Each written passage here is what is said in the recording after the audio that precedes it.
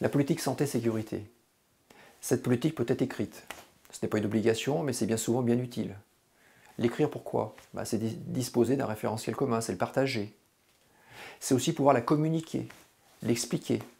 Dans toute organisation, décréter un message ne suffit pas, il faut pouvoir s'appuyer, il faut revenir dessus, pour l'ensemble des collaborateurs ou des collaboratrices de l'organisation. C'est aussi l'occasion de la diffuser aux différentes parties intéressées, par exemple à ses sous-traitants. En effet, en matière de prévention, en tant que dirigeant, en tant que manager, j'ai une responsabilité à l'égard de mes sous-traitants.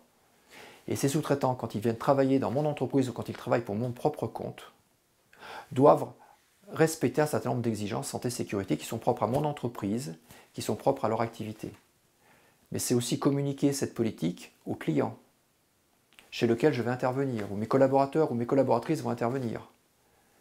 En effet, cette politique santé-sécurité va permettre de fixer le cadre de ce qui est possible, de ce qui ne l'est pas.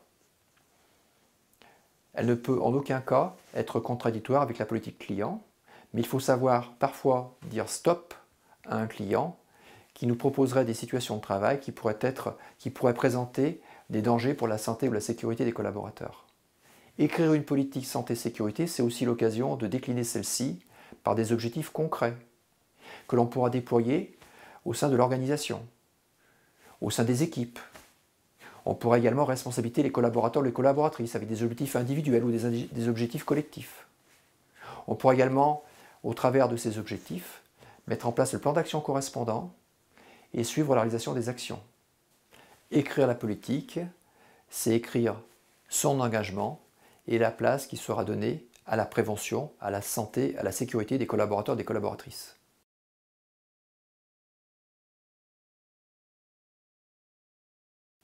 La sécurité d'abord.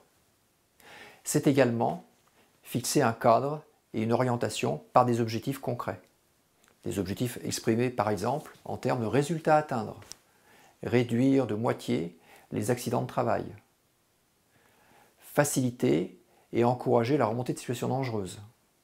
C'est aussi engager l'entreprise ou l'organisation à mettre en place les moyens correspondants. C'est un engagement de mobilisation de moyens.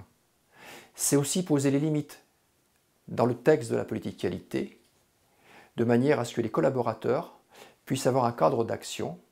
Écrire sa politique santé-sécurité peut prendre différentes formes et peut être réalisé sous différents supports. Encore une fois, c'est un acte de management, mais c'est aussi un acte de communication. En matière de communication, il faut savoir parler à ses cibles. Cette politique, elle peut être déclinée pour les salariés, avec le langage qui sera approprié à la culture de l'organisation. Mais cette politique, elle peut être également déclinée pour être diffusée à des sous-traitants qui interviendront sur le site. Et donc on adaptera le texte au regard des expositions et de la nature des interventions que pourront faire les sous-traitants.